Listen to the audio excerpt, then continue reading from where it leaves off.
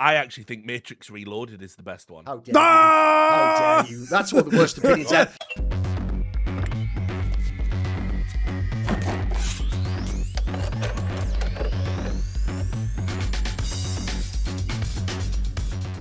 All right, I swear we don't normally start with this. It's not rage bait, guys. Richard has very strong opinions about the Matrix script, which he is going to deliver right now. If you're here and you're thinking, wow, it's just a bunch of guys who are going to be dumping on the Matrix, the answer is no. Matrix. We also like the Matrix, okay? And we'll be talking a lot about the history of this film, its relationship to Dark City, its profound impact on pop culture globally. Yes. But first, Richard, give us your screaming hot take. I think The Matrix is a very, very good film. You think it sucks, right? I think it's one of the most overrated films of all time. Yeah. I went to see this in the cinema. Or even wait a minute, even when you saw it in the cinema the first time, you thought it sucked. Yeah. I laughed out loud at the end. I laughed out loud at how bad it was at the end. I turned to my girlfriend and I was like, this shit's gonna get crucified in review. I love the idea Richard turned at the end of the Matrix spot and went like, this shit'll never fucking take off. Please. You'll never hear these Wachowskis again. It was basically an inverse of that scene from Back to the Future where he goes, you know that hot new sound? I think I found it for you. For me, it was like, you know that fucking dog shit. Yeah. So anyway. Is this like a poor man's Dark Sea? So my thoughts are this. I think it's one of the most overrated movies of all time. I think the script is appalling. And I think if it didn't have the technological component of bullet time, which raised the bar for special effects towards the end of the 90s going into the noughties, I think if it didn't have that, it would be less fondly remembered. Those are my hot takes. Did you actually enjoy the action parts of it though?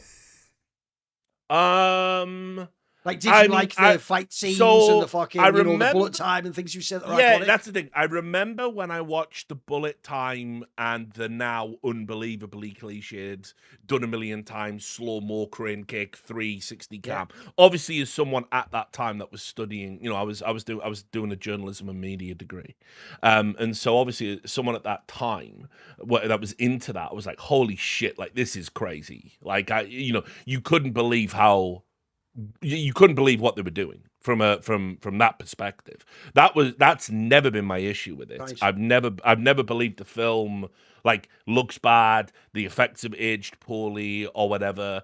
That's never been my conceit with the film. My problem is that I believe if you take those elements out, if you take the unbelievable high-tech set pieces out of this movie and gave them just common or garden action scenes, just a good William Friedkin director action scene, this movie wouldn't be as well regarded. It wouldn't have got all of the hype it got at the time. Why do you think the script is bad? Let's start there. Where would you like me to begin? I will begin at the beginning. I mean, first of all, what is exceptional about this script? I mean, it is very cliched in terms of how we get from point A to point B. Certainly, as someone that watches a lot of genre sci-fi, the concept of an everyman that thinks he's got a handle on things, but maybe does, maybe doesn't, and ends up in a glorious, fantastical world. It's fucking Tron, guys. What are we like? This isn't groundbreaking stuff. And then the actual mechanics of the script itself, the lines that don't make sense. Here's something I hate in sci-fi movies. By the way, Seth MacFarlane does this. So now we're really talking about all-time hackery, if I'm invoking his name. Yeah, thank you. Glad you agree on that. Right, if you are in a sci-fi fantastical world, not just any world, if you go to any setting that should be beyond your audience to conceptualize, but you have to ground it in reality by referencing real-life things now, like commercials that are popular now, or dude, the criminal... you're watching a shit film if you ever hear something along the lines of, we're not in Kansas anymore. That's it. Your film is a 2 out of 10. Ironically, the only one that is allowed in is The Wizard of Oz. But I know what you mean. If you ever I know what you mean. If you ever do that moment, it's like I say, if you ever see the one I always reference it, the one in the 80s movies where the bomb in the street sees the car crash come through with aliens and he goes, bloody hell, this wine's too strong. Like, what are you doing? It's a cartoon, mate. What are you doing? I actually got it wrong because I went into this. I've got my notes in front of me. I wrote a lot of notes about this. I knew I was going to have to. I knew this would be my struggle session. I was going to have to do a lot of justifying. Right. I thought it always said, like, we're not in Kansas anymore, referring to the fact you've been transported into the Matrix, because it's Cypher who says it. But anyway. Also, even that part, Richard, the idea that when you're entering this incredible thing that would be essentially in that moment, by the way, what you'd actually do is you'd be really worried the person's mind would just go and they'd go mental or something. Instead, they always do that cool thing of like, we're in the 90s, like American movie, like, you're not in Kansas now. Like, we're on a roller coaster, motherfucker. Get ready for the drop. Like, what? That line is actually from Avatar. So now we know we're really bad at it. The actual line that Cypher says is, buckle your seatbelt, Dorothy, because Kansas is going bye-bye. It's designed to disrupt your input-output carrier signal so we can pinpoint your location. What does that mean? It means buckle your seatbelt, Dorothy, because Kansas is going bye-bye. Even it's going bye-bye. You know what, Monty, I'm going to give it to you. That line, when he said it is terrible. I admit Especially that it's going bye-bye. That is one of the worst lines. By the way, again, going back into, I remember laughing out loud audibly in the cinema thinking, like, no one can be coming along. Going bye-bye. And obviously it's Joe Pantoliano, so it's like that motherfucker also, doing it. Just the line in and of itself doesn't make any sense whatsoever. What does it mean for Kansas to go bye-bye in the context of The Wizard of Oz? Yeah, right. No, and also, you see, this is the other. And by the way, there's another bit later on where Tank, is it? Yes, it's Tank. Sorry, I'm literally scrolling through my notes here. So Tank, right, quotes a commercial from like 1972. What's something to taste the difference? Like, why would?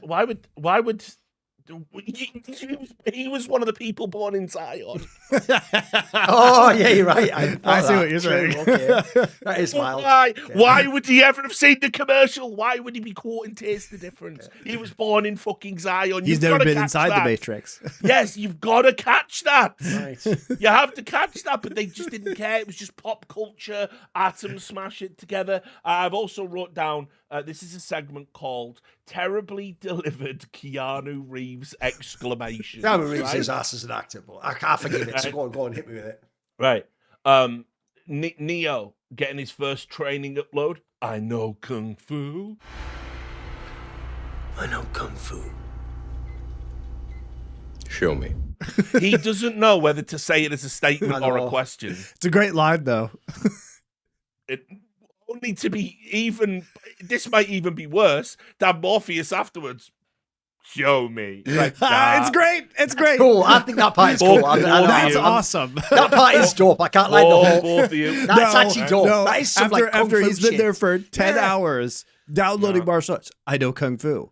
Show me. That is just awesome. The bit where the bit where he gets interrogated by Agent Smith and he goes, he's going, I know you've got something to give me. And he goes, how about I give you the finger and you give me my phone call? Yeah. How about I give you the finger and you give me my phone call?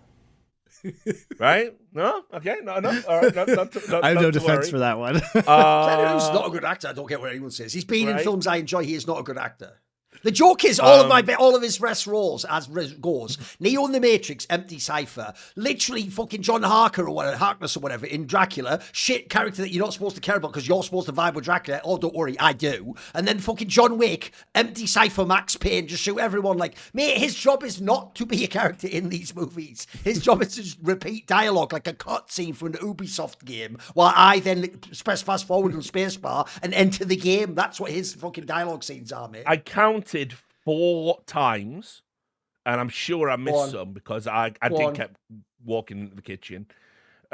4 times when Keanu Reeves says, "Whoa!" Yep, whoa! I knew it was coming. Right. Whoa. after he's Which had again, some I'm sorry, information revealed to him. Keanu Reeves. That can't be your catchphrase. He was just Ted from Bill and Ted wasn't even the good one. Yeah. He wasn't even the good one. Right. The other guy should have had the career. He probably took too much cocaine or something. I don't know. Then Ted was shit. I know. Come on. This is the final criticism of the script with Reeves.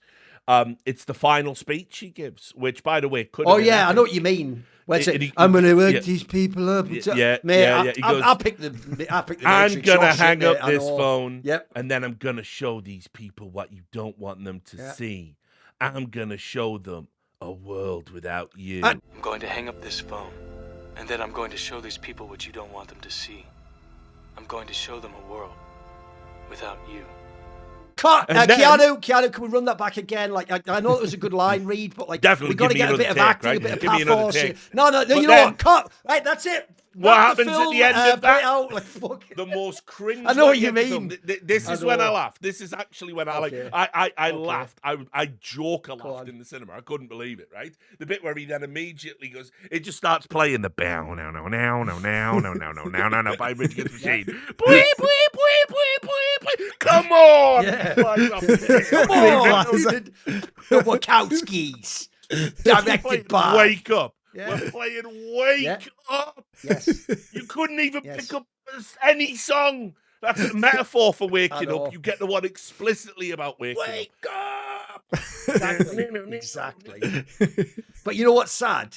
Again, I go off one side of the screen. All of it. I go off one side of the screen with you. I appear on the other side, like an old school Spectrum game, and I'm back on Monty. That's cool.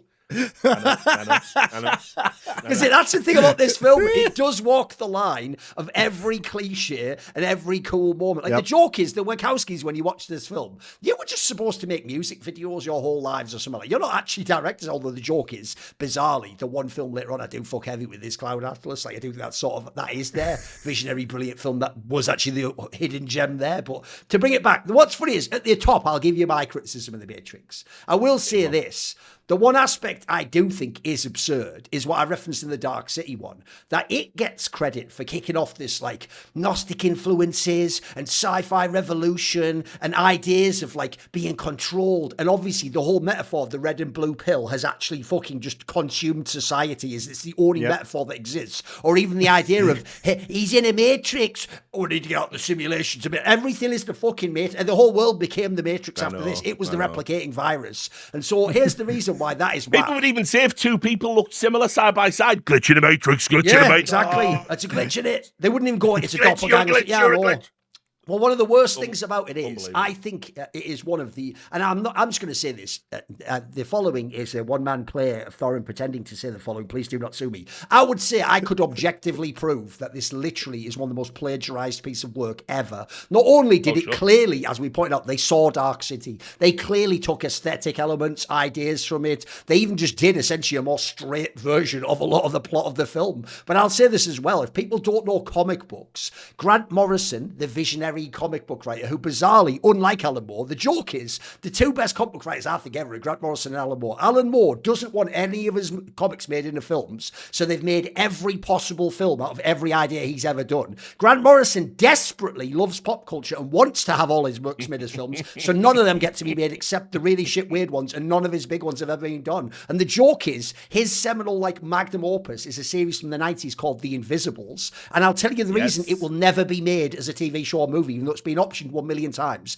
because everyone would go, that's just The Matrix. No, The Matrix was The Invisibles, as in I could literally show you panels and story beats that they directly lifted. Like even the idea how Morpheus comes and helps, that's a character in the comic book that comes and helps this young guy who himself might be a messiah, some sort of a bodhisattva reborn, who's here to change and be a disruptor in the world. You know, even that, there's a scene very early in the first volume where he's working with like a sage type figure who makes him do his first jump to enter the magical universe, where he has to just jump off a building with the threat that he could just die, but in doing so, then he like enters an occult consciousness, etc. There's a million by the way, are you ready for one that'll really blow your fucking mind? In the Invisibles comic book, which was about in 1994 and ended in 2000, there is a key plot component that when external entities and dimensions and aliens interface with our world, they do so via an amorphous floating silver liquid, which also can go inside inside of you, and that is like a magical, almost like the fucking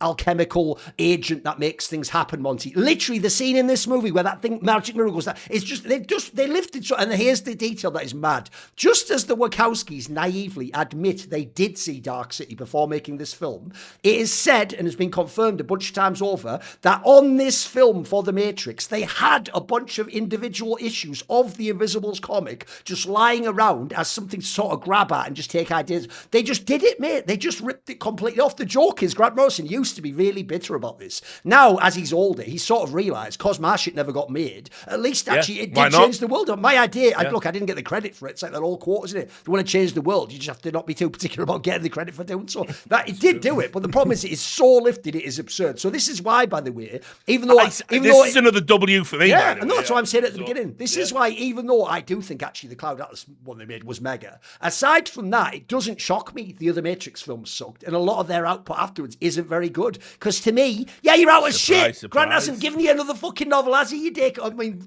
series. So you haven't got anything for the next. I'll ones, also tell you something that you will hate. Banger. Just to give you, I'm extending not so much an olive branch, but a giant stick you can use to beat me for the rest of the episode. Because I'm gonna win. I'm gonna. I said all that to come right back in with Monty. So here you go. Yeah, go on. Obviously, I've seen the trilogy. I actually think Matrix Reloaded is the best one. How dare you? How dare you? That's one of the worst opinions ever. That's an Abel level fucking experience. No, here's the thing, though. Car chase at the end is Monty, cinema. here's how we get back into it, Great though, mate. stuff. I say all of that to say the following.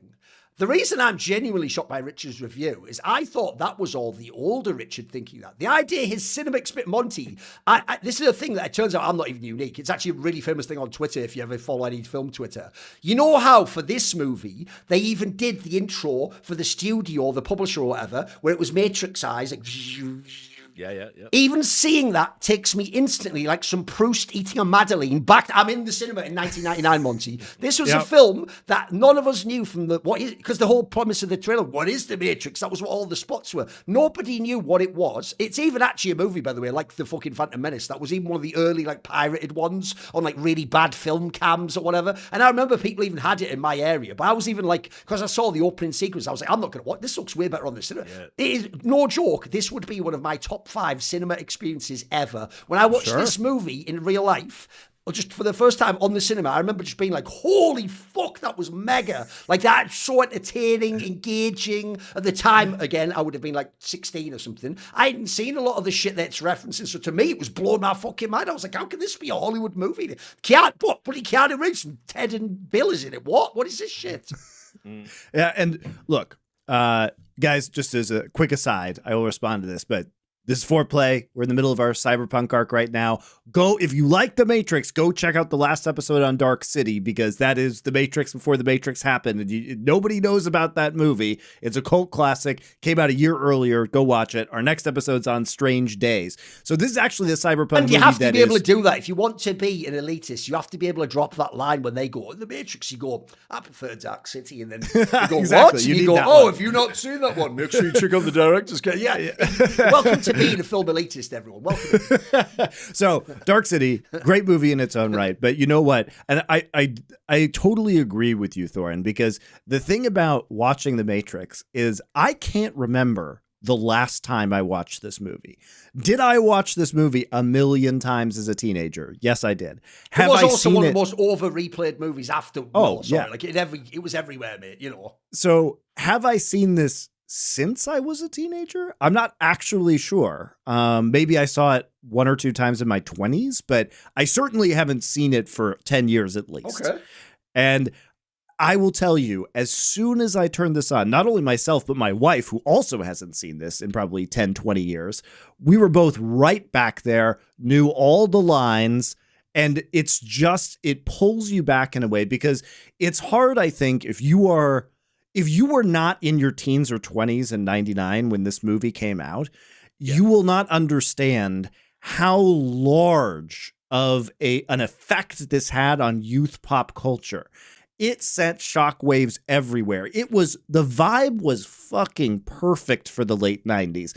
It was the industrial, super cool black leather trench coat look that everybody tried to pull off, but nobody actually could because it only actually looks good in movies, turns out. It looks real cringe in real life.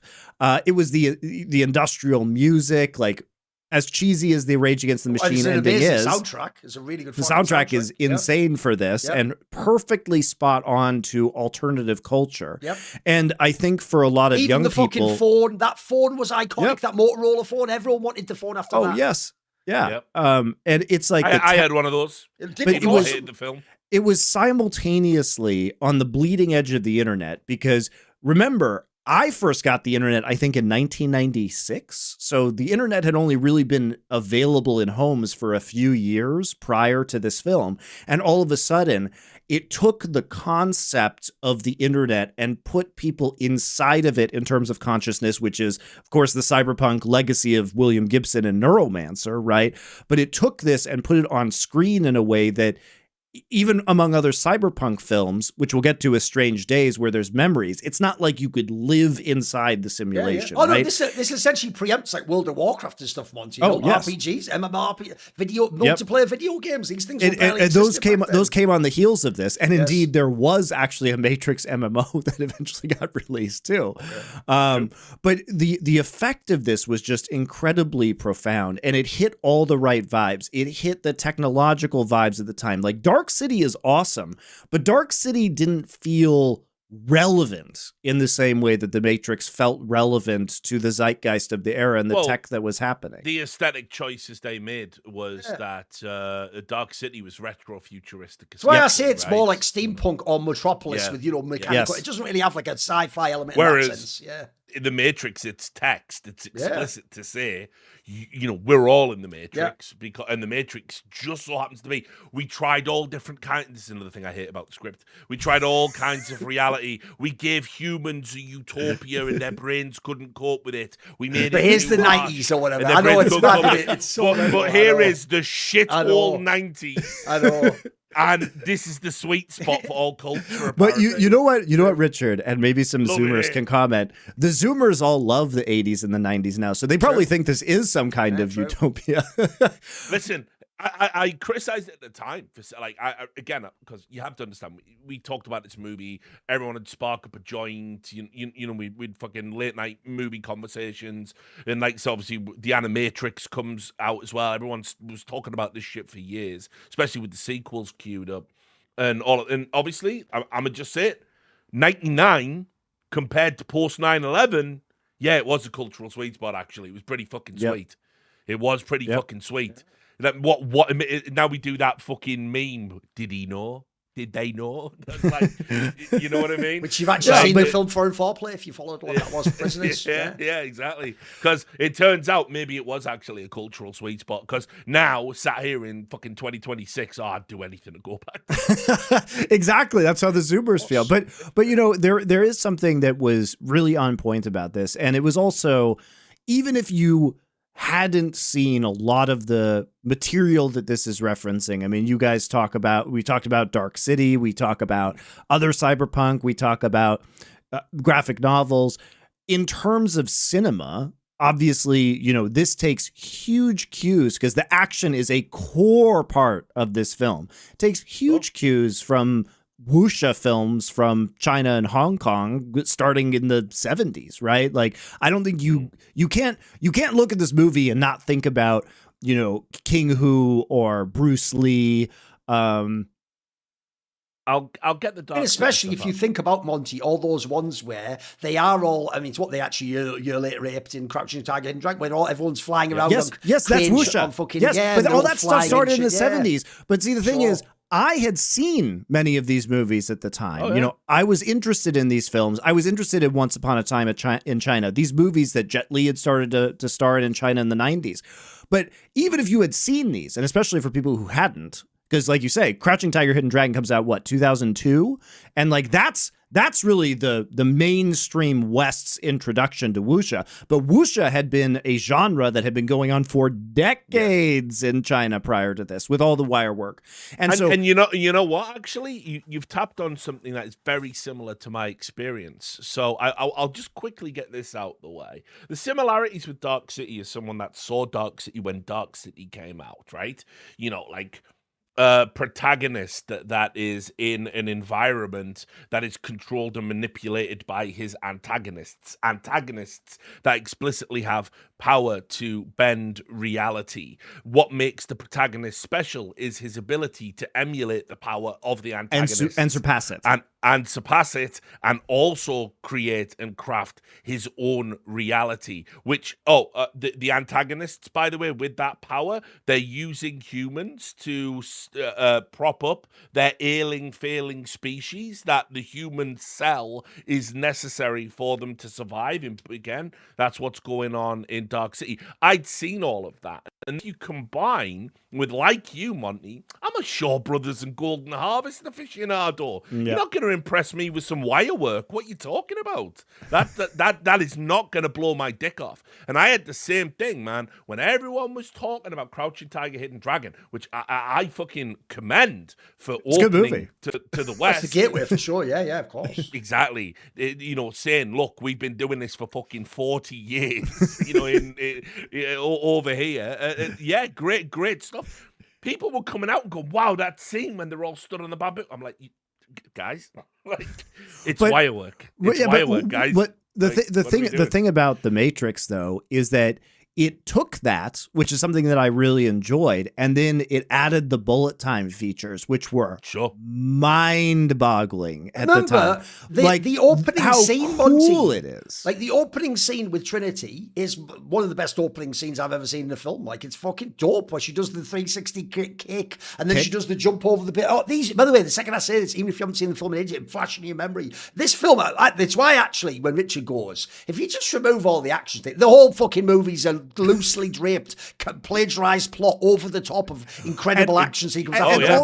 Like when they walk into the building with the guns, the fight inside the lobby program. shootout is fucking great. Mega. You it's know, one of the best ones where they're running up the walls. Excellent action sequence. Again, great use of wire work shit there. Run up the walls. And by the way, the scene later, I actually think my favorite part of the whole movie, because essentially one thing, I'll reference this in the Dark City one of my favorite parts of the script is that they actually bait you into thinking, oh, maybe he wasn't actually the Messiah after all. They even had that scene with the Oracle, maybe in the next lifetime or whatever the fuck. And then obviously he fails the first jump and all that shit. So you know the scene where he hasn't yet actualized and become the one where he has the fight in the fucking underground station. I think that is one of the best sequences ever in a cinematic movie, where the whole point is he's supposed to just run, but he's the one who, like, even though he doesn't really like fully win, he does the best anyone's ever done. Mate, that is so on the edge. That's what a fucking dope scene that is. I think that's sick. Wow. Run, Neo, run.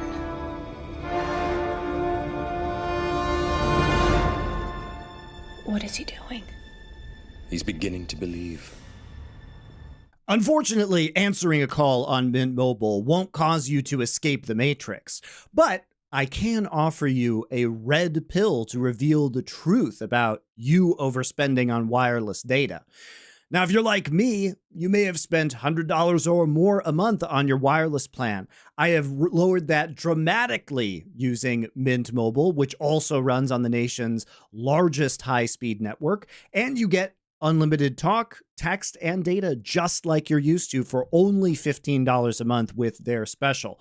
All you have to do is bring your phone over to Mint Mobile. So if you own that already, it's easy as pie. You can go ahead and install the Mint Mobile app and use an eSIM. You'll probably be online. The switch will take about, 15 minutes, if that. It's extremely quick. If you want to use a physical SIM, they can go ahead and send that to you as well. There's also a 7-day money-back guarantee and customer satisfaction rating in the mid-90s. So if you don't like it, you don't have to stick with it. It's extremely simple, and you're probably overpaying for wireless. I know this is save me a ton of money myself. So if you're ready to stop paying more than you have to, new customers can make the switch today, and for a limited time, get unlimited premium wireless for just $15 a month. Switch now at mintmobile.com/4play. That's FOURPLAY. That's mintmobile.com/4play. Upfront payment of $45 for 3 months, $90 for 6 months, and $180 for a 12-month plan required, equivalent to $15 a month. Taxes and fees extra, initial plan term only. Over 50 gigabytes may slow when the network is busy. Capable device required. Availability, speed, and coverage varies. Additional terms apply. See mintmobile.com. Thanks to Mint for sponsoring us here on 4Play. But this was my problem though. The action, while I appreciated the special effects and the technical aspects that were going into the action, I actually felt that the finished product wasn't as exciting as the sum of its parts should make it be, because he swings a helicopter into a fucking skyscraper building with a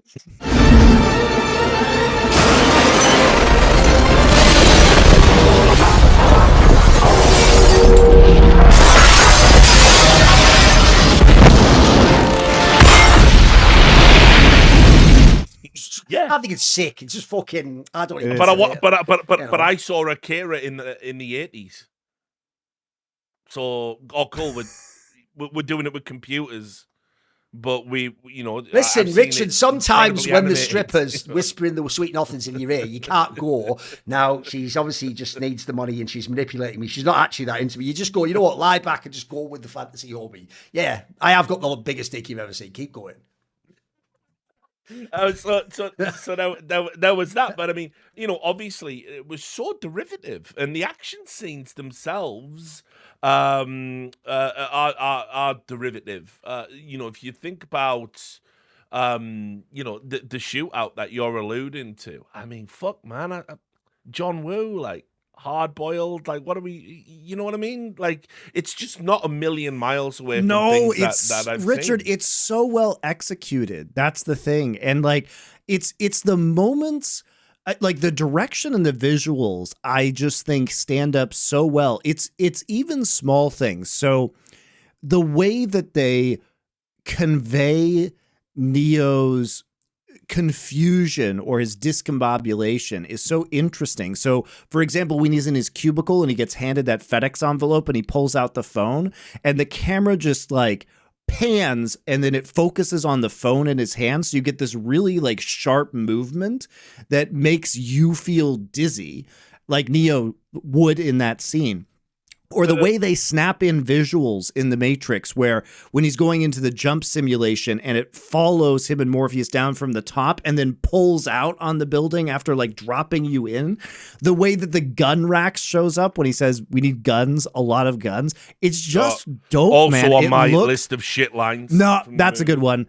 It looks fucking dope. Like, everything about this movie makes you feel disoriented in really interesting ways. I can see why Richard would think it's cheesy, but it's cheesy in a good way. Like, it's cliche. Like, for example, like the scene where they come and free Morpheus and it's like the slow mo with the big machine gun.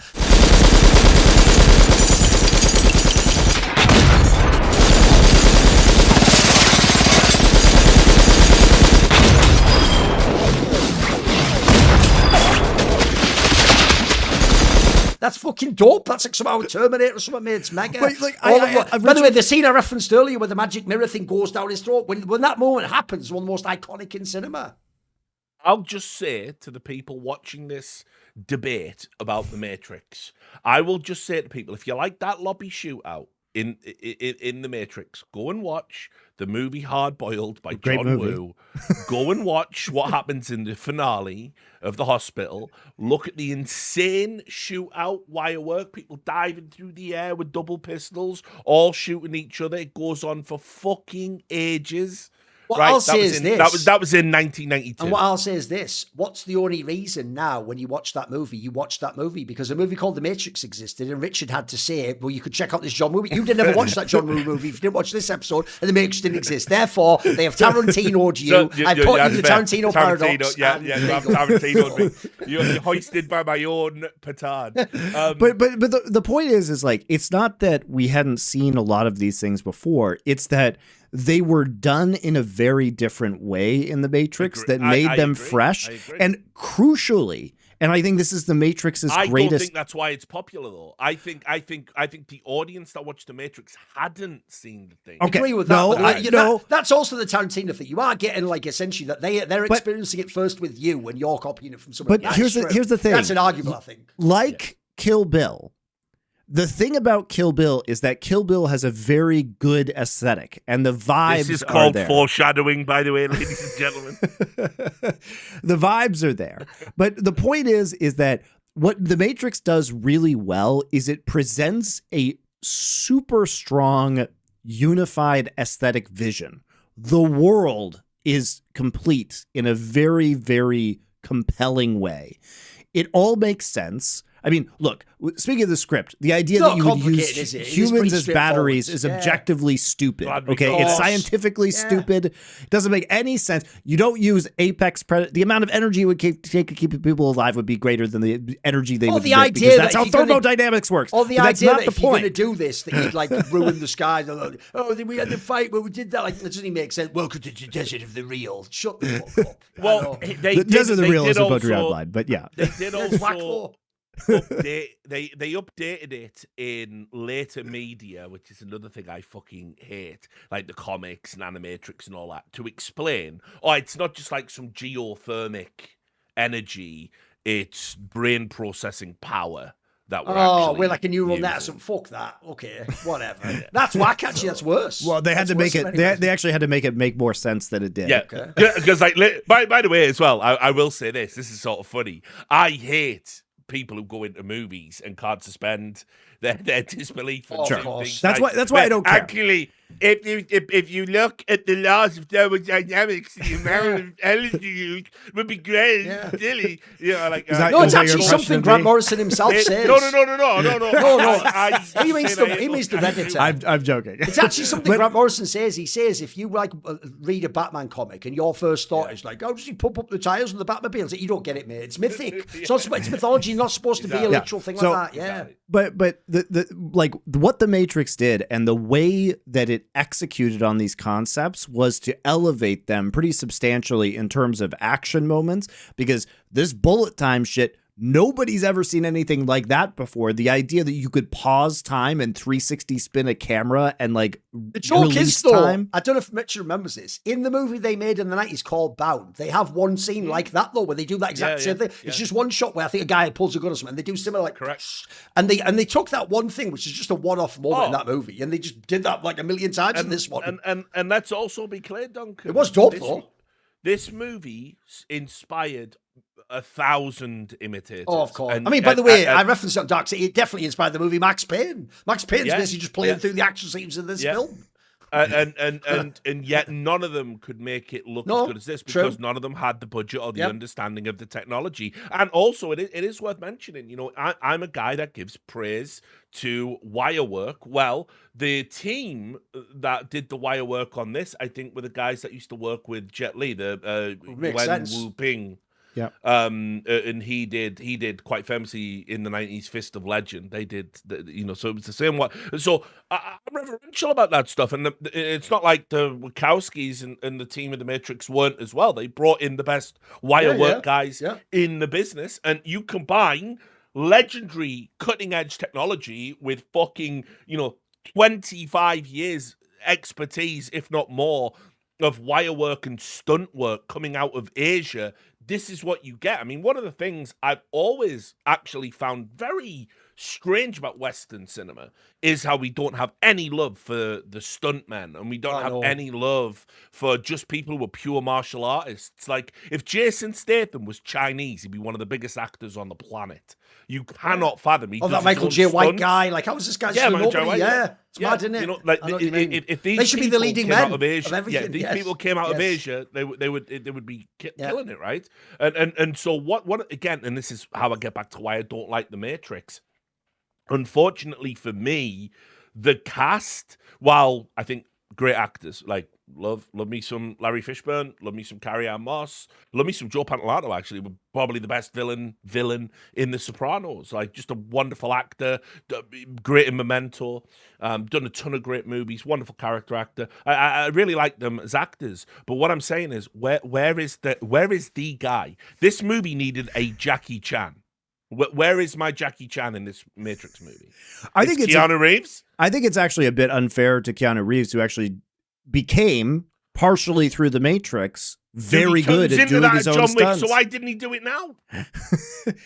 He does a bunch of his own stunts in this. That is one thing and his about own the martial fight arts scenes sequences in this movie. I have always thought, unless it really was, for all you laugh at him, people like Stegall were dope, they would do all those action scenes. Unless it was someone who was charismatic with the flourishes they put on. I did find a lot of like 90s action where it's just you beat up the goon, or that is kind of just whatever. In your brain, you almost fast forward that. I think they are quite iconic, the scenes in this, like the fighting styles. They even do bring in a lot of like MMA type techniques that weren't in movies before. It's not just the usual, like you block the hand. There's like a bunch of techniques and roles and things. That's kind of cool itself. Also, I'm amazed you say the cast, because I actually think that's why I don't give a fuck about Keanu Reeves. For me, sorry, he is the fucking Ready Player One self-insert. Just you're enjoying the game now. Like for me, that's the rest of them is what carries the movie. Like, I think Lawrence Fishburne, and this might be his best role, mate. He's mega. I think he fucking carries this film. He's so fucking good. Like, his whole thing of like, even the role he plays, he kills it, where it's like a modern updating of like a John the Baptist true believer,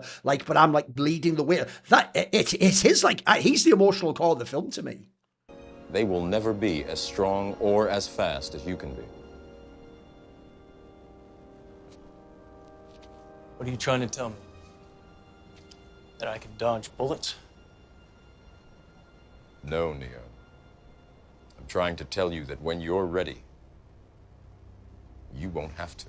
Yeah, I mean, I agree with that to a degree. I think this movie, unfortunately, is probably... And another thing that he also brought, by the way, that became iconic was those little glasses. Those little fucking shades. Also true. I think it's probably held up by Hugo Weaving. I think he's the Jenga brick you cannot take. If you don't have Lawrence Fishburne, if you miscast Lawrence Fishburne and Hugo Weaving, this movie would actually be kind of just like a 6 out of 10 whatever film. They're mega. Also, by the way, how iconic is his voice in this, Mr. Anderson? Oh, he's fucking dope. And he's also underrated, an amazing facial actor as well. He's fucking sick, that guy. It's what's really wild, because I think the original cast member for Hugo Weaving's role of Agent Smith was going to be Jean Reno, or Jean Reno. He would not have nailed that one. He would not. No, it would have been terrible. Yeah. Like, how would he be delivering the Mister? No, exactly. And but I mean, it's so iconic when he just comes into the subway before the fight, and then Mr. Anderson, the way he says it is, you remember that forever. Mr. Anderson. Like, you remember, there are just like, and you can knock on the script, but there are certain lines that have become so deeply ingrained, like, in your psyche in terms of remembering them, but also just the concept in pop culture. You guys mentioned it. The idea of the red pill came from this movie, that you took the red pill to achieve the truth. Yeah, and it was another thing, by the way, from normies. Clearly shamelessly lifted from Alice in Wonderland type thing. Yes. You know, like, whatever. It's all good. We accept it. I mean, they shamelessly lift from Alice in Wonderland all the time in this.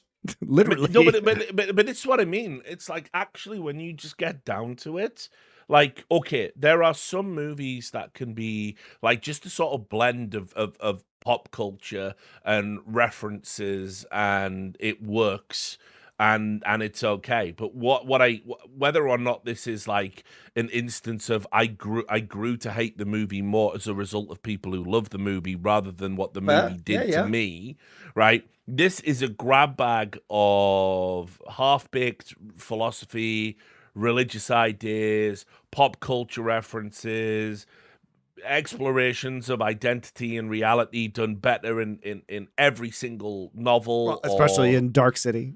Yeah, well, not even just that, but I mean, like Alison, like I'll put it this way, right? If you're giving me, Richard, you must preserve for all of eternity a work like between the book of Alice in Wonderland, ostensibly a kid's story, or The Matrix. The fucking Alice in Wonderland's going in.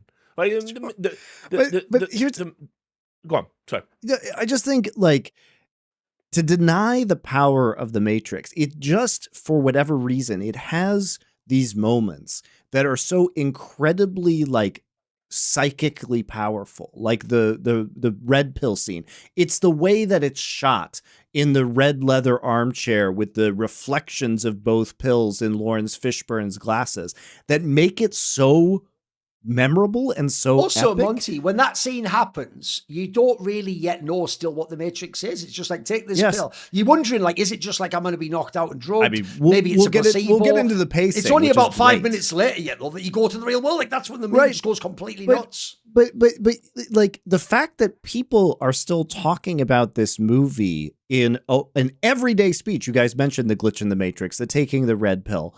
That reminds me, I'll tell you one thing that I will never get over because it's so fucking whack, but plebs never get this detail. Right, bro? Andrew Tate, who is obviously one of the ultimate I'm the red pill guy, presents himself like he's Morpheus. He looks like literally Cypher, the one who betrays you, and his whole shit is eating steak. Motherfucker, are you for real? Like, this is the most whack, hackneyed version of it. Because, again, you were just a dickhead from Luton who did some kickboxing and went on some shit reality shows. Then you were like, what if I just pretend to be a mixture of Cypher and Morpheus and tell everyone you must exit the Matrix, which means pay me while I live in Dubai and do crypto. Like you are right. The whole of pop culture and even alt pop culture became about this fucking concept. No, but it's like these moments are just inexplicably ultra powerful, and like it just hit the exact. It does have a mythic element, right, Monty? It is mythological. Yes, it hits the exact notes like that are timeless in terms of psychology, but also at the exact right time. And it doesn't have a deep interpretation about the technology of the internet. It doesn't have a deep interpretation of what is human identity like Dark City has. It is not that movie. What it does is it traffics in insane vibes, and the pacing of the movie, it's just fucking fun to watch. From the instant you're in, you are in a complete world. You're dialed into it where the phones are getting you out, right? And you're in this simulation. The way they present the simulation is just fucking awesome. I love the blank white rooms where they're loading stuff in like a video game. Like, we all, when we were kids, wanted to be inside Street Fighter or Mortal Kombat. That's what this movie does. It's fucking awesome. I'll just tap the Tron sign for the second time. No, Tron is way less awesome. I mean, it's doing all the shit you're talking about, and I think that film sucks. The 80s, here's the real take that'll make everyone mad. I think the 80s Tron is fire. I think the remake, I don't give a fuck. And by the way, nobody cares about Daft Punk mad over it. Don't give a fuck, mate. I mean, soundtrack was the best thing about that film. I think the 80s Tron is charming, and it did tap into the arcade culture, and certainly it has big 80s vibes. But I do think it has been ultimately less successful at shaping everyday discourse. This is just one of those movies that, I mean, maybe it's appropriate for what it is, but Tron is the Matrix total mess. That's why. Look, but the Matrix changed the reality we live in, which is very weird. This broke people's perception open. If we talk about French postmodern philosophy and people like Baudrillard or Deleuze and these philosophers, these are niche academic topics, and they're too abstract in philosophy, Monty. It's really hard to get into that space. You see it visually on the screen. Yeah, exactly. They took some of these concepts, and they're not the depth of these concepts, honestly, but the idea that you could overlay one reality on another is what French postmodern philosophy is about. Yes. And you know, this what So, simulation mate, simulacra is about. It's what Thousand Plateaus is about. It's the sugar to make the medicine go down. Here's the thing I also think whenever you're stealing ideas, which is you have to give it credit to the person who makes it palatable, though, because people do that, mate. They will take, like, well, Led Zeppelin took a rock or blues song that had the exact same name as an old folk song, and they'll go, of course, they just stole it, really, and they didn't really do anything. And then you go listen to the original, and it's like, you've never listened to that. Meanwhile, if you bring in, like, now you're in, mate. Now you're in with the power chord and the riff and exactly. the fucking dope. You do need you need presentation too. Like, I'll tell you, I another person, by the way, as a background character that carries this movie is fucking Joe Pantoliano. Like, he is so charismatic as Cypher. You're in on that. That's why the betrayal's so big. And also, the joke is, when he does that scene in the movie where it's like, I'd rather go back in and be someone famous and eat steak or whatever, like... I know this steak doesn't exist. I know that when I put it in my mouth, the Matrix is telling my brain that it is juicy and delicious. After 9 years, you know what I realize?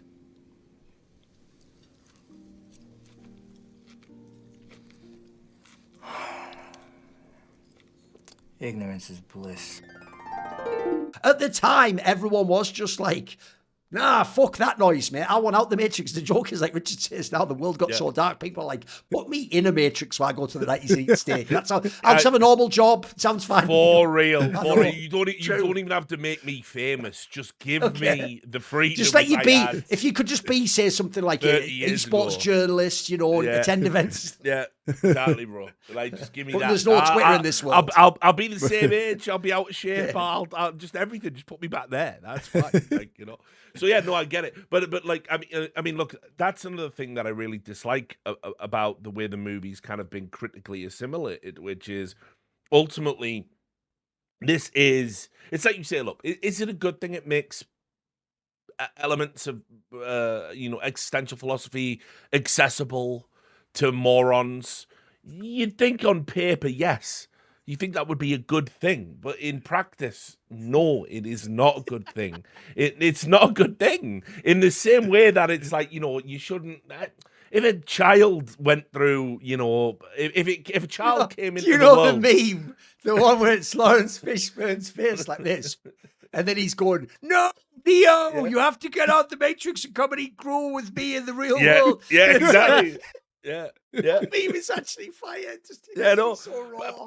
I prefer the memes to the film. The point is that, like, imagine if a child came into the world and it was only conscious of, like, mortality, but no other concept couldn't express itself. But as soon as it came online as a human being, it just knew what death was. And that would be whack as fuck. You can't lay that trip on a child's brain. That would be really bad for mankind in society. Same way, some people are just not meant to think about these things. Okay. And what I hate. You think they sort of like went outside the reservation? They should have stayed on within the lines on this one. Well, no, it's not that. It's like people went to the Matrix and then like came away thinking it was like actually like Monty said, like it was some mind-blowing conscious expanding movies. Like okay, for a moron, the Matrix is 2001. Oh no, that's a good line. Yeah, right? and true, because even when it tries to do things, because it attempts to also, in addition to all this postmodern philosophy, roll in like Buddhism and Eastern philosophy, Taoism. There is no spoon. Never want to hear that. By the way, makes speaking of a bad script, Richard. Yeah, that entire sequence where it's like instead of bending the spoon, it bends. You bend yourself. I'm like, what does that even mean? I know. What truth? There is no spoon. There is no spoon? Then you'll see that it is not the spoon that bends, it is only yourself. But it's like that thing people do in the science world that they think's genius, where they go, you know, technically, with how an atom and the field works, you never touch anything. Well, then by that logic, since I never touch anything, but my experience is that I do, and I have an illusion, I do just touch things again. We come all the way right back around 360. That's not a profound statement, actually. I mean, what are you talking about? You know? I will say to at least give him some credit on that one, particularly Zen Buddhism. but a lot of Buddhism is wrapped up in these stupid, unsolvable riddles. Oh, of course, quants, yeah. Yeah, exactly. So, whatever. No, but it's still terrible. It's still I'm sorry. A lot of these koans actually are profound and interesting and have to do with the teaching. The idea, like, you can't. Here's the problem with the bending. Here's the problem with the bending the spoon thing. Okay, so we set up a world where the entire concept is that you literally told me earlier in this movie, you can bend or break the rules of the Matrix if you understand that you are in the Matrix, right? And especially Neo can totally rewrite the Matrix. Mm-hmm. So why are you telling me that you can't bend the spoon when you are literally showing me the equivalent of bending spoons by like disobeying the laws of physics earlier? And you're not I'm not jumping myself when I jump from a building to another building. I'm just making the fucking jump. I am bending the reality. So anyway, and then he bends reality at the end by stopping bullets and literally bends reality when he like flexes in the hallway moves. So that is just stupid. But regardless of the script, Richard, for whatever reason, there is no spoon is now a really fucking famous line, even though it is objectively dumb in the context of the movie. Of the morons. This is the problem with the film. You can't just have these like really surface level, I'll give you an analogy, Richard. It's one of the reasons why, again, because I know what you mean. It is actually often rabid fan bases that put you off things that otherwise might be really great. Classic examples in my own life would be, I've always said it took me a long time to get into the music of the Smiths because the kind of person who at my college would have liked the Smiths was an arsehole. The joke is Radiohead was also in the same group. But I, the best example ever, I think, of what you're talking about now is, I love the music of the band Tool. But if you've ever met someone who's a fan, they are the most surface level, I think I'm deep, past the joint. The legalized marijuana of music. Of course, he's referring to, some like, it's like, you never read that, bro. Like, what are you talking about? I know what you mean. It's like a four-poignancy that it doesn't actually exist for the person, even if it might be in the subject. Yeah, and like, I hope we will make some time to talk about like Animatrix and some of the spin-offs, maybe even touch on the sequels a little bit, even though I know we probably didn't watch them. But just to tap, kind of like stretch out this point and then leave it behind. I'm sure some people are gonna think this is like elitist or snobbery. That's not what I'm saying. What I'm saying is, when you reach into a grab bag of like philosophy and ideas, and the Wachowskis, to me, in the creation of this movie, didn't give a lot of consideration to how ideas would tessellate and fit in. They just spewed out as much as they could, essentially as a calling card to show how clever they were and how like deep they were and the stuff they'd read and they understood. Now that's fine for like, like we just talked about Dark City last week, right?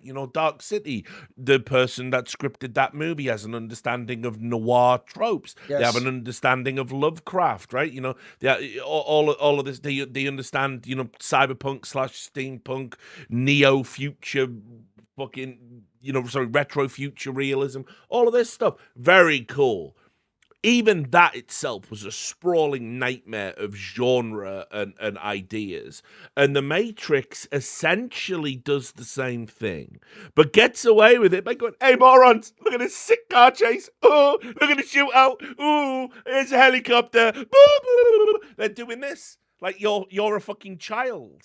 And the idea is, when you actually engage with the things that are meant to be the important stuff, the connective tissue of the movie, which, by the way, I got no problems with movies having big spectacle beats. You want an intelligent version of The Matrix, it's called Inception.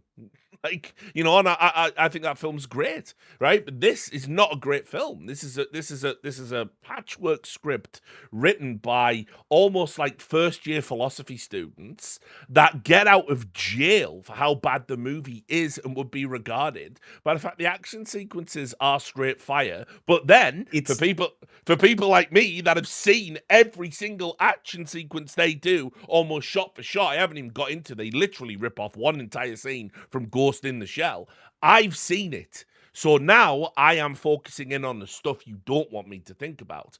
Unfortunately for a moron, they think all of that stuff's super deep. That's why people are still going on about, you take the red pill and the blue pill. Which one's the good one? I can't even remember, but I've been black-pilled. We're inventing new pills now. You're idiots. Like, you shouldn't be talking about any of this stuff. You watch your shooty bang bang film, right? And shut the fuck up. That's what I can't forgive this film for. It made everyone, that sounded like Gary Oldman and Leon there for some reason. Fucking Leon. Right? But it made everybody think that they were somehow like deep or profound. I did. And their ideas about reality were worth listening to. Shut the fuck up. You watched The Matrix. I like You know how what I mean? Richard's opinion of this movie just gets worse over time as people invent new colors of pills to reference on the internet. But no, but put it this way again, the whole overarching point is I wouldn't be able to dig out these critiques if the script was fundamentally sound and it held up and you couldn't pull at it. I'm not even going to use a Jenga metaphor. This is like Kaplunk, if anything. You pull one straw, marbles shift around, it still holds up. It still holds up. You pull another, you pull another. You wouldn't even know all of it's going to come through. But eventually you are going to pull on that fucking straw and the penny's going to drop for anyone that has watched this movie as many times. By the way, I have seen this movie a lot of times. It's not like I watched it once in the cinema, said that was dog shit, never watched it again. It is one of the most overplayed movies ever. This is even the sort of film, by the way, that they, you know, in certain bars where they just put a film like Star Wars with no volume. This is the sort of thing that would just be playing in the background while you're in a club or something weird. It used to happen in nightclubs. Yep. They would just play like the opening sequence of The Matrix on like a permanent loop, and I'm in a nightclub, and I look over there, and some dickhead's got the round glasses on, right? And he thinks you've also nailed another thing. And he looks like Gary Oldman's Dracula. Monty, instead. when you are 16 or 14 or whatever you would have been then, the scene where he goes from being a nerd to getting dragged out to being in that cool, like, aesthetic industrial club, you were fucking vibing with that so hard. I wanted to go to those clubs. I was actually sad when I went to them that they are just nightclubs with all dickheads going, well, I'm taking it. Like, where's the fucking Morpheus and the rest of the crew? Where are they? Where are That's they? why I said the aesthetic doesn't hold up in reality, No, unfortunately. When he said you take the blue pill or the red pill, one's going to transport me to a new reality. No, this is really weak ecstasy, and that's ketamine. Like that's the reality about the fucking world is trying to transport you into. And also, as well, can I just say? I mean, look, by the way, I just want to appreciate, just again, pat ourselves on the back on this actual movie review show. Collectively, now so far, we've mega hated on Jurassic Park, The Matrix. What's next, guys? I want to see what's coming down the pike next. Like, the level of hate here is so crazy. No, I mean 500 Days of Summer, which everybody likes for some reason. Let's be clear. Let's be clear, right? I'm the only one hating on The Matrix. And by the way, no, I agree with many of your points. If this was revered as a brain off action extravaganza, that's how I watch like it, a though. Nick's Cage. Put it this way, for me, I agree. but This that's is like not Face Off how to it me. is You know held what I up. mean? Yeah, Face exactly. Off is full of Exactly. cheesy lines and silly, over the top acting just to get you to the next action beat. But you don't go. But what it said about identity with his face coming off, like you. But I know what you mean. People But do this that is about the this film. this is the curious thing True. about watching The Matrix with people who like The Matrix. And again, I've done it many times. You go around for a party, oh hey, like like fucking. Well, should we just put The Matrix on? Like, all right, cool, I guess. And then the scenes that I can sort of tolerate. Right, yeah, just watch the action. Let's watch the action scene. Yeah, we're gonna watch that. No, listen to this line that's coming up. This is where Morpheus says, "Oh, fucking hell." The kung fu. Joe, we're doing this. That's the good bit. Great. Listen, I can't love lie. that I think that is cool when he does that. hate Listen, there's plenty of other lines that are bad, Richard. I'll give you that. But that line is cool. I think Lawrence Fishburne is cool as fuck in this movie. Oh, he's meeting. What's the name? And when of he's the like, woman that- "Stop trying to hit me and hit me." Don't think you are. Know you are.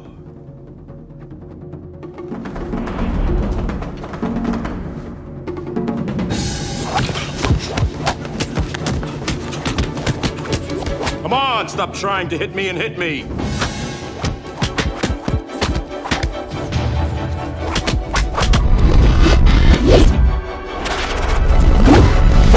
Like, you probably hit that, Richard. I think that's fire. That's straight fire in the booth. What also been done before? What's the old woman? Not the architect. The Oracle. The Oracle. By the way, here's a meme Fuck for you. that, bro. There's an amazing meme someone said. Think how on the nose this is. She's called Oracle, and to talk to you have to accept a cookie.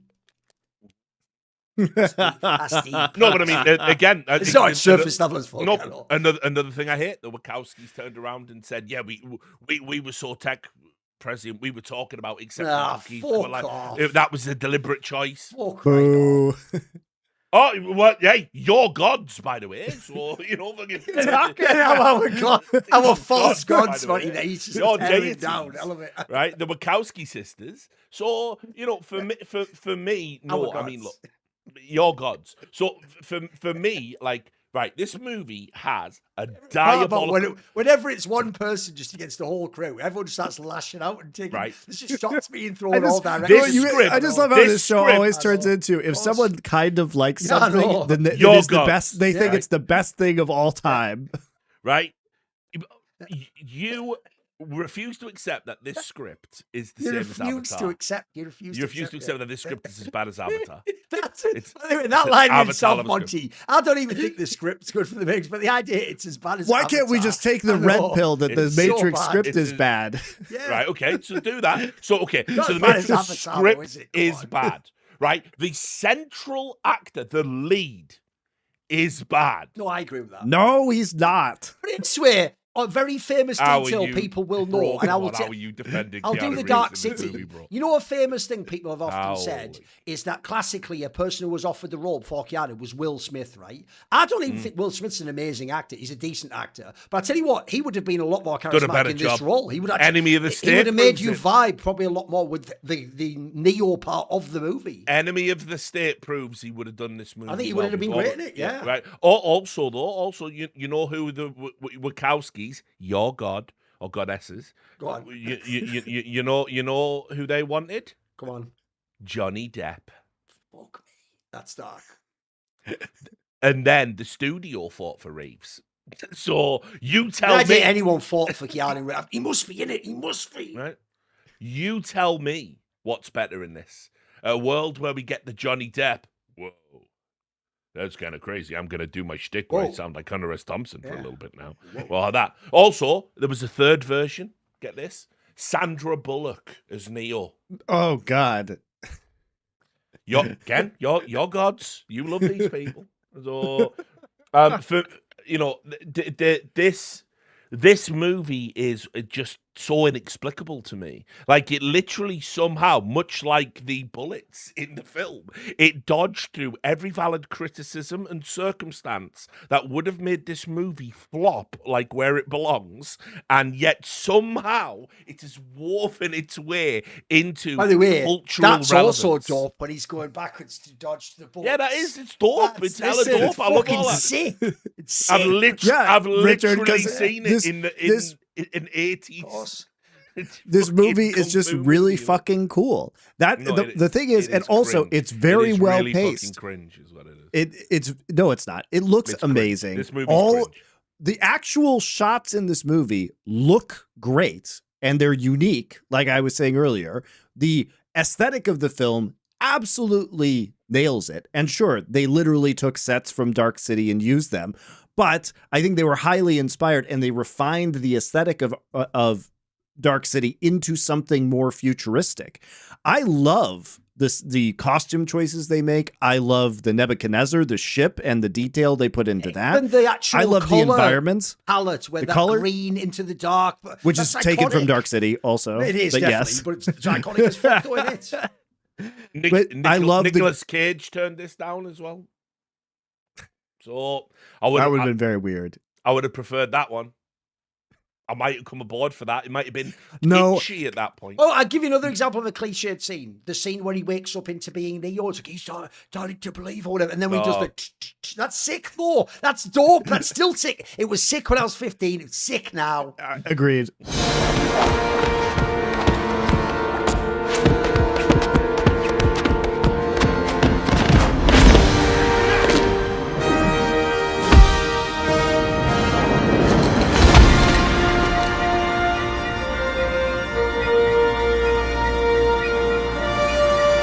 Someone put on some Limp Bizkit. Let's get this fucking shit going.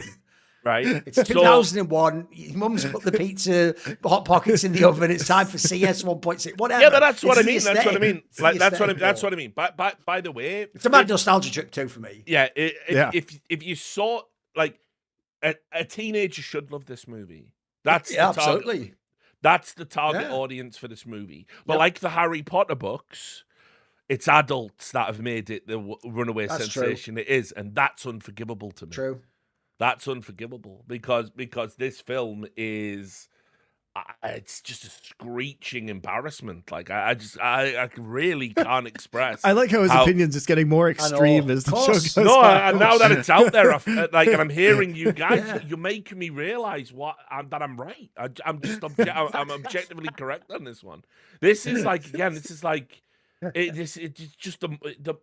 was the rise of the idiots. The idiots made this movie popular. And like I said, I don't even think this movie is the best one in the trilogy. That's an outrageous my take. God. That is the most outrageous take of them all. Terrible. I know. Really Here's the thing. To me, I don't really know many people, but there's some people don't mind them all. I will say I rewatched the second film. They're not actually as bad as I remember, but they are bad. But I think, I've always thought the take with this one is just the first one's good. Isn't that what a lot of people kind of agree with? The first by the time we get to, speaking of like at least the philosophy stays surface level in this one. The problem is in the later ones, exactly when what Fox Neo in Matrix Revolutions, when he's like, Jesus being taken down from the cross and is in the crucifix pose is so mega cringe. Well, that scene in the second one with the architect, the second instance of the iteration of the preposterous. Shut the fuck up! Shut the actual fuck up! You're ruining this movie right now. You're ruining this movie. And that scene where he's in a million TVs, he's like, get out, get me out! Like, oh, that's so bad. And that's an example, Monty, of the fact they only had a that's the worst. That's the worst part of Reloaded. When they attempt to explore all those ideas, it just goes completely off the fucking. Not the rave.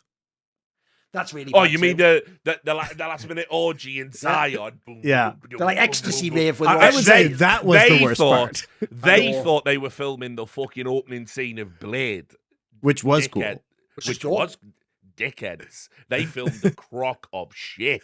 But that's why I also said that this culture and this aesthetic looks really cool in the movie until you get to the club, and then it looks and then also then in like the third one or whatever it is, where they're just in mech suits. So like, what even is this? This is just wacky, just stealing everything. What are you doing? I'll give you another interesting opinion that you might want to engage with, or you might want to laugh in my face. It's up to you. But I think by the time Revolutions came out, I think everyone was so done with the Matrix because there've been so many Matrix imitators and spin-off Matrix stuff. It's almost like the Wachowskis killed their own trilogy. Like there was no way for me for the Revolutions to like have a satisfying. They didn't vaguely stick the ending. No. Yeah, no. I mean, but there was no way you could. I think people were bored. Like Reloaded, you had all the hype of like. I mean, it was 4 years for a sequel. That doesn't even happen now in this day and age with the studio system. Your sequel better be plugged in and ready to fucking go within a year, or people are just gonna forget and not go. See all of the Disney slop. Which, by the way, I'll also say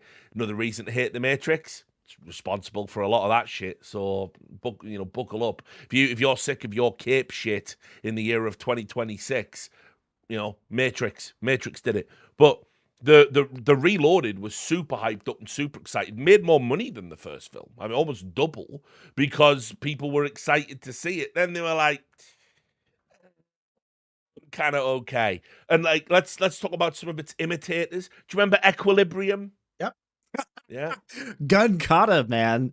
That's a deep cut right there. Here's the thing, though. That one's not bad, though. It's because it's also got Christian Bale. Like, it's not a bad film. Christian Bale and Sean Bean. Yeah, Sean Bean is the other one in it. Yeah. By the way, if you guys don't know, that's like a 6 out of 10 Equilibrium. It's fun. Equilibrium is the logical conclusion of the Matrix, where gun kata is their gun martial art. They thought that was their bullet time, yes. Yeah. And also, it does just awkwardly cram all of like fucking Fahrenheit 451, Brave New World into the Matrix too. Like as if we needed more blurred lines. That's when Sean Bean. And it has that great line though, not without incident. That's me when I'm about to go mental on Twitter, mate. That's what I feel like every time. Like, it's just a small argument's being resolved without incident. No, that's when Sean Bean says, tread carefully.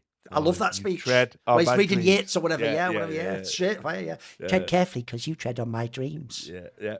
So it spawned so many. And by the way, also as well, like just the fucking whole. I'm not sure of the chronology. Let me just look it up before I commit. Go on.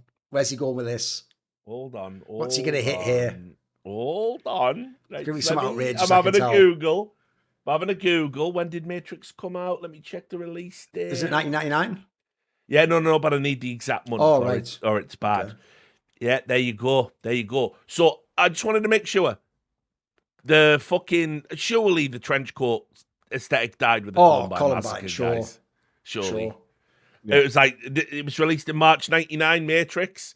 bunch of school shooters are like, beep, By the way, there are guns, just lots some of guns. things that just work Killed on a bunch camera. of kids in April. Like, That's it now. Like, I'll extend the trench can't coat really thing do that again. further. I mean, it's obviously a very old school, like 50s and 60s idea that a leather jacket looks cool. It doesn't look cool on you, I'll tell you that right now. It looks cool when James Dean wears it in a movie where that's explicitly... If you wear one, you will just look and feel like a dickhead walking around. Fucking, you can just wipe yourself off. That's about it. That's all that's good for. And then, obviously, as well, I want to talk about the fact that they made so much spin-off media. It was unbelievable. And one of the worst... Also, by the way, one of the whole reasons the Animatrix is so revered is it's the same thing again. You're people who've never seen anime, so that's your first encounter. And you're like, this is insane. Like the one where the guy's running and you have all the muscles pop. That's just some classic animation. What are we talking? But if you've never seen it, it's blowing your mind. Oh my God, look what they've done. The geniuses, the Wachowskis, the geniuses.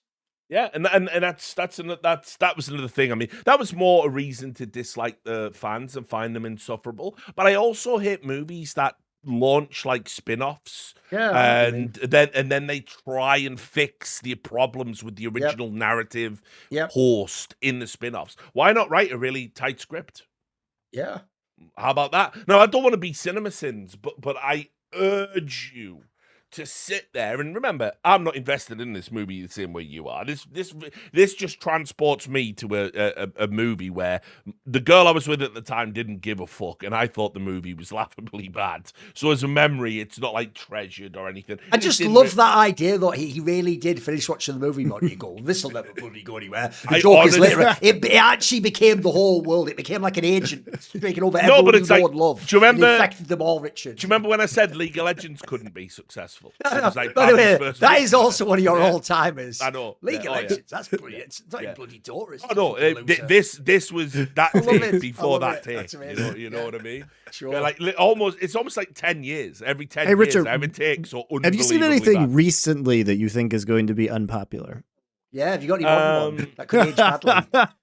Just so I know where to put my money, you know. I'll definitely have a think about that. Like, and I'll look at every movie that comes out in 2026. I'll give a hot take about it just as it's released, and we'll see how often I'm right. Give you mine. Shall I tell you what my famous one is, Monty? Go on. I remember quite vividly sitting with Lurpis in like a Skype conversation, and they announced that they were going to bring out that skins update for CS, and I was like, it's just bloody cosmetic, it doesn't even change the gun. Who the fuck's going to want a skin? And then the joke is, the only reason I probably have a career right now is because they made skins, and every dickhead wanted every cosmetic. In fact, the one thing I look back on, you know what, I have never for 1 second genuinely ever looked back, even though I knew people in the industry who bought Bitcoin at $500 and $2,000 and $10,000 and all said, just keep going, it'll go up. And because I never ever understood what makes it go up or down, and I've never actually done that regret. Like, I should have bought in. Here's what I do regret, Monty. If you were someone famous in the talent space in Counter-Strike in the early 2000s, all you would have had to do, I'm not joking, is turn on your stream. A lot of the girl streamers did this and just go, oh, hey guys, I've got some cases, but could you send me the keys to open them? Which is what you buy for like the £2 or whatever. They send you a bunch of keys. You open the cases, get the skins for free. And the joke is, Monty, if you'd have then just logged out your account, logged back in now, 15 years later, you would have like $300,000 worth in your account just for a bunch of free shit. That's the only one I regret, because I could have done that one. Like, I should have done that one. Anyway, but there's my one. I said, what skins, they're not going to go anywhere, are they? Joke is now, every single esports company, please, they'll sell the skins, please. It's the only way the industry can survive. And I'm just like, well, you know what, I might have been wrong on that one. So I mean, look, the number of like spin-offs in its own media, you talked about the game, Monty. You had Enter the Matrix in 2003, which that's canon, by the way, because it had Niobe and Ghost are in it, and it's their own little adventure. And again, I don't know if you remember, but like after the Matrix came out, there was comics and just all sorts of shit, and it was like this is all canon, guys. It's all canon. It's all canon. It's all canon. What? Why? Like, spin-off media happens all the time. It's like nobody says the Star Wars novels are like, it's canon, it's canon. People just write them. If you like the story, cool. By the way, I've never understood that as someone who always appreciated things like Elseworlds and stuff in detail. Why do I give a fuck if it's canon? Like, it's not, God didn't write this, you idiot. It's not is it in the Bible. That's what canon means. This is just a fictional story written by some hacks. Like, I don't really give a fuck if they tell me, oh, that, you know, that Star Wars novel you read, that's Mega in the Extended Universe, didn't exist. It was a fucking fantasy fantasy story. It doesn't matter. It doesn't matter. No. What is this? It's like when people get bent out of shape about, like, what ifs, right? So I mean, like, put it this way. Obviously, like, leftoid, rightoid culture war slop nonsense. You get people who are like, fucking, the rightoids get bent out of shape if someone draws, like, Frank Castle, the Punisher, torturing an ICE agent. Yeah. Similarly, if fucking, Batman breaks up a pride rally, which I don't even know if he would do that, probably not. But, like, I'll give you the example. These are fictional characters. They could be a cipher for anything you want. And if you get angry about that, you are a retard. I'll give you two modern examples, actually, which will even tie in. So one is, since we did the PTA arc, that one battle after another, right, here's the problem. Everyone right-wing's a lot of self-reports on that one. Everyone right-wing's just like, but look at it, it's all just about celebrating, like, leftist violence. It's like, it's a fantasy movie, mate. Yes, it is, but like, the whole point is, that's just part of the aesthetic. Surely you're enjoying the performances. Similarly, Rufus Sewell, who's in that show, A Man in the High Castle, because it was actually too popular, the Nazi elements, with people on the right who were just like, it's kind of a cool aesthetic and they have an interest in society. The joke is the writers ruined the show in response to that, be like, well, the Chuds can't win, so we have to, like, fuck the plot up like, that's, I know what you mean. That's why culture war shit actually ruins everything. It spoils everything. It just degrades everything to nothing. Say this, mercifully, at this time, none of that was happening. Yes, absolutely. And so one of the things I will say about The Matrix is, there's definitely some stuff where, had the internet have been where it is now at the time The Matrix came out, you would have had dickheads going through it with, like, a fine-tooth comb. What the black leather outfits are reminiscent of the uniforms of the SS, and it would have been all of this bullshit, right? So fortunately, we were spared that. But I mean, honestly, if ever a movie would benefit from people fucking over-reading into it, it's this one. Because if you actually understand it and what it is, and understand every single reference in it, and the vast amount of plagiarism that went into it, you understand, much like the artificial reality itself, there's nothing there. There's really nothing there. This is the most fucking overhyped, overrated film of all time. All time. It's the all-time stinker. Put it this way, Jurassic Park, when we were criticizing Jurassic Park, I think Jurassic Park's a fine bit of popcorn. It is. Special effects have held up. It's mimetic. This is a mimetic movie that has no right to be. It is. And the worst part is, a lot of the memes are really either really shit, hackneyed philosophical ideas that people say to you in all earnestness. Oh, red pill or blue pill, which reality do you want? Want to go down the rabbit hole? Drink this potion, drink that potion, blah, blah, blah. Whatever, man. Like, this is lame.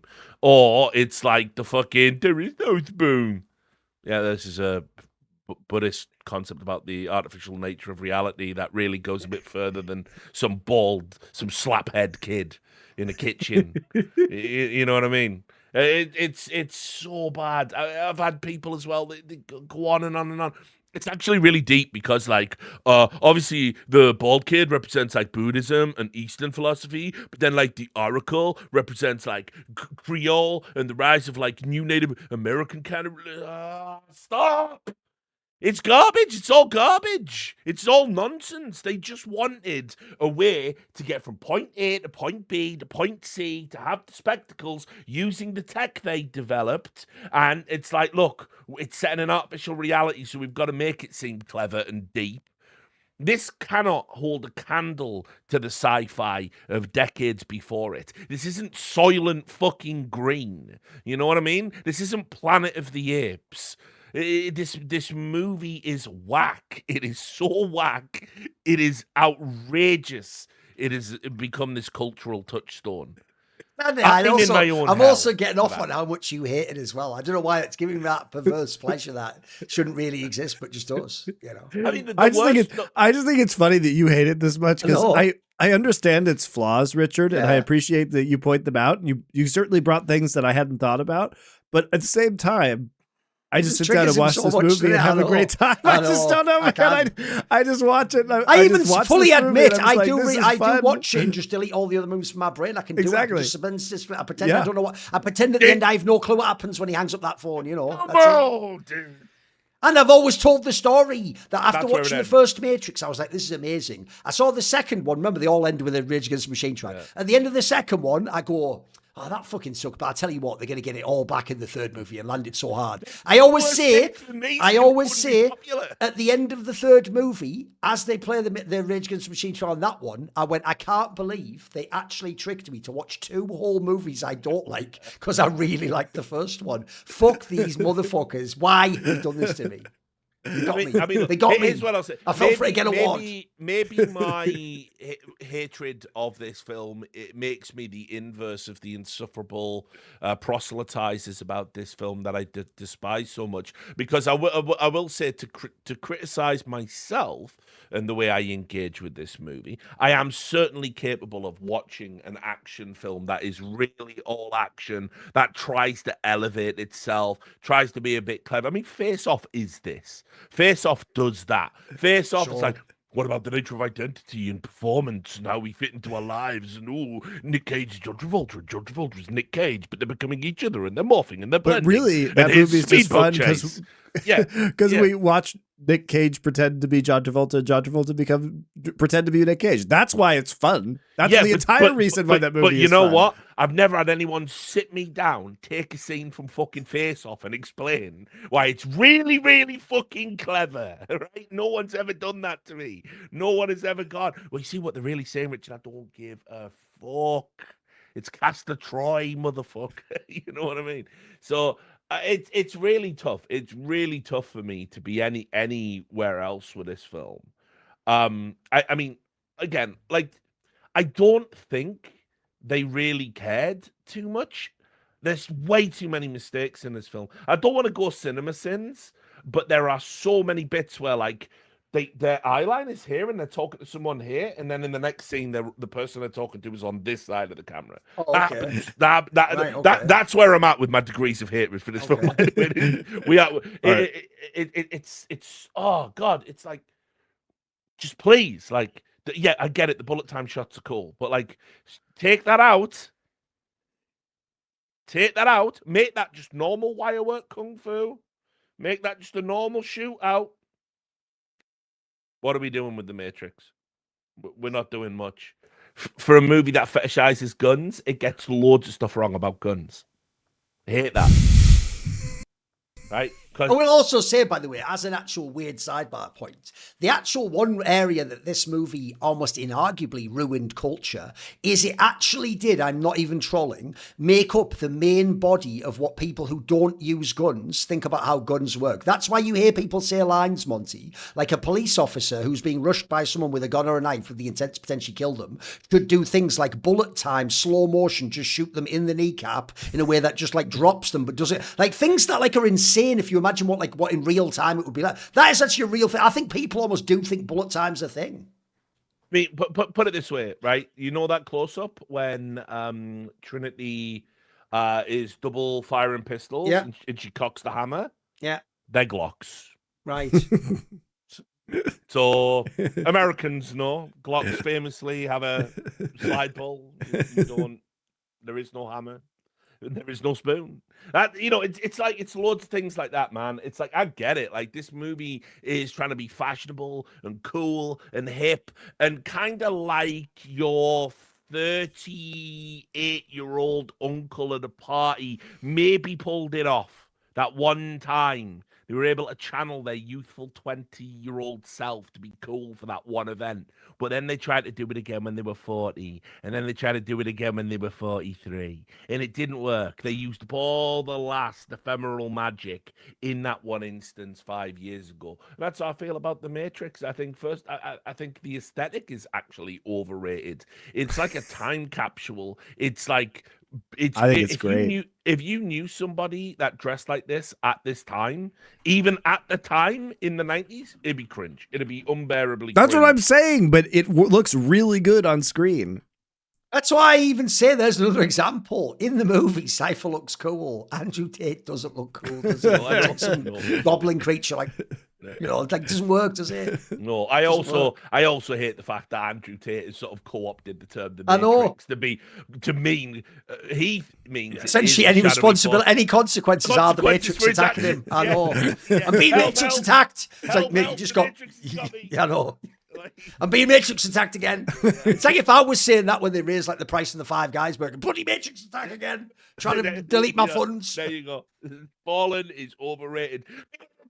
I'm being Matrixed. It's like, what the fuck are we doing, guys? The Matrix is sending agents into my DMs, Richard. They're all fucking spamming my mentions because I said Fallen's overrated. They're God, of course. So to give you my final points, and you guys can go as nuts. I've said way too much this episode, whatever, right? Like, for me, this is a 7 out of 10. Sci-fi. Wait. No, you start the same thing, Monty. After all that, I thought he was going to go with it's like a 4 out of 10 or something, right? Oh, okay. He still lands it on a full 7 out of 10. I was being generous, and I don't really believe give me that. the real one then. Give me the real rating. It's a 6. Even so, that's not It's bad. better than I thought average. you were going to give it. Average. Yeah. This is like a 6 out of 10 movie. Okay. And that, by the way, is like literally giving it as many points as I can give it for its pioneering special effects work. But again, I want to remind everybody. What we need to do is give Richard a very mild lobotomy and he'll love this movie. I think you're going up both nostrils okay. to enjoy the Matrix, by the way. But, like, think about it again. Think about sci-fi. Like, Star Wars raised the bar for special effects and created a family movie that stood the test of time. 2001 explores deep philosophical questions, sometimes wordlessly, and it raised the bar for special effects. I've already talked about Planet of the Apes, raised the bar for makeup, and was a really good adaptation of a sort of fringe French text that went on to be one of the most iconic twist endings in all of cinema. The Matrix for me achieves none of these things. It's just, here's a bunch of dudes in trench coats trying to look achingly cool, failing, being cringe. They definitely look cool. Being cringe and saying, man, what if like the government and stuff controlled you, like, man, but what if like you woke up and didn't let them control you? Yeah. Wow. I will say though, film. one thing, when you were doing that list, I'll actually say I disagree though, because the thing it actually popularized was what was niche, weird Asian cinema, cool special effects. Everyone started to do that. Everyone does the bullet time. Everyone does those cool aspects, you know. I think for me, if I had to find the joke is you don't have the reason why it's so whack, in my opinion, that Keanu Reeves is in John Wick is it's so obviously just a retread of these action scenes. Don't fucking that. It's all that shit. He doesn't do it. He does it better now than he did then. Right, but like for me, if I had to say like one good thing that the Matrix achieved, other than the pioneering special effects, is it did take a bunch of normies and it opened up their eyes to like where did these influences come from, cinematically speaking. We won't get into the philosophy thing again, and they did go and like look. Can a normie watch Akira and enjoy it? Abso-fucking-lutely. Drunken Master, definitely do that. I've already talked about Fist of Legend, Hard Boiled. Let's not go too crazy, but probably there is a generation of people that went backwards and started with The Matrix and watched Blade Runner afterwards. That's a good thing. Right, Blade Runner being the infinitely fucking superior film in every conceivable way. And don't you dare challenge that, man. To see that clip that's in fine. your No, I eyes. agree with that. Right? That's fine. So and maybe it is a good thing if you go out and you find stuff like Ghost in the Shell and catch anime when it was good. All of these things, like, it's not like bad movies can't have positive effects. I champion bad movies all of the time. The episode that's out at the time of recording this is me waxing lyrical about why things to do in Denver when you're dead is a good film. So trust me, but this ain't it. This ain't it, and it still ain't it for me in 2026. There's no turnaround. There's no like, you were harsh on that movie. It's never happening. It's just a bad film elevated because it found an audience of idiots that wouldn't shut the fuck up about this film. Well, let me make a distinction with you, Richard, which is that, and a comparison, which is that this movie is to the era that what Rage Against the Machine was to the era, this era of music. You know what's great about Rage Against the Machine? I can listen to Rage Against the Machine, and maybe even I can listen to a few of Zach De La Rocha's lyrics, and in isolation, they sound really cool. And, their songs are great. I love Tom Morello's guitar work, But if I ever have to sit back and actually think about all of the lyrics of a Rage Against the Machine song ever, they are incredibly surface level. They're the ultimate example vapid. also, by the way, of why culture war stuff is stupid. If I was to examine those lyrics, I would think it's the most antithetical to everything I think in the world. But I don't. I just enjoy how dope it is and how cool it is. Yeah, that's how the Matrix vibes, is. Isn't it? It's vibes. The Matrix is just the movie version of Rage Against the Machine. So they're a marriage made in heaven, as it were. Not gonna lie, stopped listening to them some time ago. Their best album was Evil Empire. I don't even think they knew what they were doing with that one. The first album, looking back, and again, I was in a Rage Against the Machine covers band. That was one of the things that we did musically so we could get booked for gigs, and we were writing our own songs. And I used to have an undershave and long, unbelievably curly hair, which used to curl into like borderline fucking dreadlocks, and especially if I didn't wash the fucking stuff. And I think I could bust all the lyrics out to the first album off the top of my head right now. Cringe.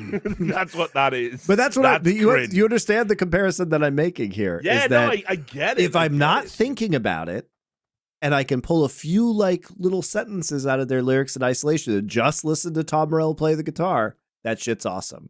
If I have to start thinking about it, not sure I like the sum total of the experience. But that's what I mean. But you see, Rage Against the Machine song is 4 minutes long, though. Yeah, but it's awesome for those 4 like minutes. Nearly 2.5 hours. This is awesome for those 2.5 hours, Richard. Dude. 2.5 hours is such a big ask for this bullshit. Also, as well, we didn't even talk about the soundtrack in great depth. Let's also be real. Do you ever want to hear Clubbed to Death ever again in your fucking lifetime? I'd rather be clubbed to death, like for real. Like, oh, it's very much of the time period. The music that's in the soundtrack, I'll give you that much. And also, it was nearly all the music in these soundtracks was used 1 billion times in CS frag movies for the first 5 years or whatever. And every fucking sound bite was in every. By the way, Bullet Time was in every fucking CS frag movie you can imagine, trying to recreate that effect. But I think I'm with Monty. I just think this is a fabulous box office fucking popcorn flick that you sit down, you watch. It's actually, despite the sequels, I think it's self-contained. You don't need anything. Well, you don't need to know anything going in. You don't need to know anything afterwards. There's not really that much depth, if anything. It's more like, okay, and the next scene, on to the next one. And I think it is completely carried by performances by Hugo Weaving, Lawrence Fishburne. They are mega. And as a self-insert, the teenage part of me does just think it's cool as fuck when he's like, he doesn't turn and run like he should in that underground station. He turns around like, and then does that, all the jutsu or whatever. That's fucking dope, mate.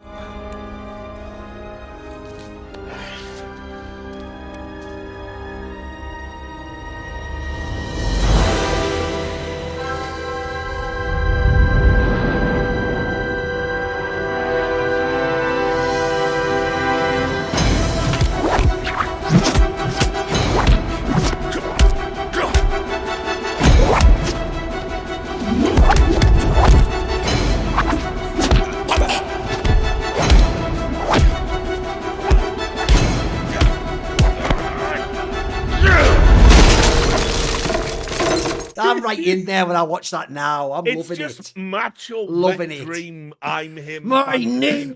I know, but I like it. It's whack script. I agree, Richard. If I wrote that, I'd even go, come on. I can think of something better than that. But I tell you what, in the movie, it works. I don't know why. Remember as well, he fucking downloaded it all. So it's like that fucking everything special about you came out of a bottle fucking line by Robert Downey Jr. Yeah. Just downloaded it. Who gives a fuck? I like, know. he didn't go away. He didn't get his shit fucking ripped up and then went away to the mountains and trained That's for true. 10 years like an actual kung fu. He didn't movie. do like Kung Fu episode 1 where he has to learn in that thing and then carry the big thing. True, he does. He just now I literally can went fly over. a helicopter. I know. What you have I kicked know. my ass, sir. One moment. Yeah. Right, should we have a rematch? Like, fuck off. This is shit. You know, at least go to a mountain temple and have a cruel master. No, because all he has to do is believe in himself, Richard. And also, even though this is completely irrelevant to the movie, if you are a fan of Quake, they basically do fire a lightning gun in the movie. That's how he kills Tank or whatever it is. Yeah, fires a lightning gun at him. His name was decent. Taste the difference. What? When you bought it, All right, we're done with this. We're done with this. We're done with this. But Cyberpunk classic, you didn't- world-changing film. You didn't give your ratings out of 10. All right, go on then. Put your nuts on the table. I tell you what, I'm going to give this in. I think this is an 8 out of 10. I agree with that. I love it. I love it. Roger Ebert only gave it 3 stars, mate. Like, come on. Whatever. It was great. It was good to have this discussion. And also as well, I can tell by the way you engaged in this discussion in good faith, you do on some level understand what I'm talking about. Of course. I was worried. By the way, it's like the Rage Against the Machine example. I still love some Rage Against the Machine, but I agree. The further you look into it, the shitter it gets. You've got to stay on the surface. Do not penetrate the depths. Do not do it. Don't look up the references. Something that's actually not as cool that you think like killing people who are just like a fucking guard or something is cool. Like, you know what I mean? It's actually not that cool. You know what? Maybe some of those people shouldn't be freed from prison, Zach. You know what I mean? Some of those angles don't seem as cool, but I know what you're talking about now. Of course. Yeah. Get me the fuck out, man. So whatever. Anyway, all right. I mean, cool mobile phones. That's we're actually gonna go back in time and hit up Strange Days, which is probably, you know, you've seen Blade Runner, you've seen The Matrix, you've never even heard of you saw Dark City, have not seen Dark City. Most of you have probably not seen Strange Days, but Strange Days is super interesting because it actually is the foundation of a lot of concepts that are used in like Cyberpunk 2077, the game that came out. So also scripted by James Cameron, the good James, the pre-whack James Cameron. He wrote it in the 80s, so yeah, the good James Cameron. That's right. It's a fun ride. Monty, get ready. Wee. Come on.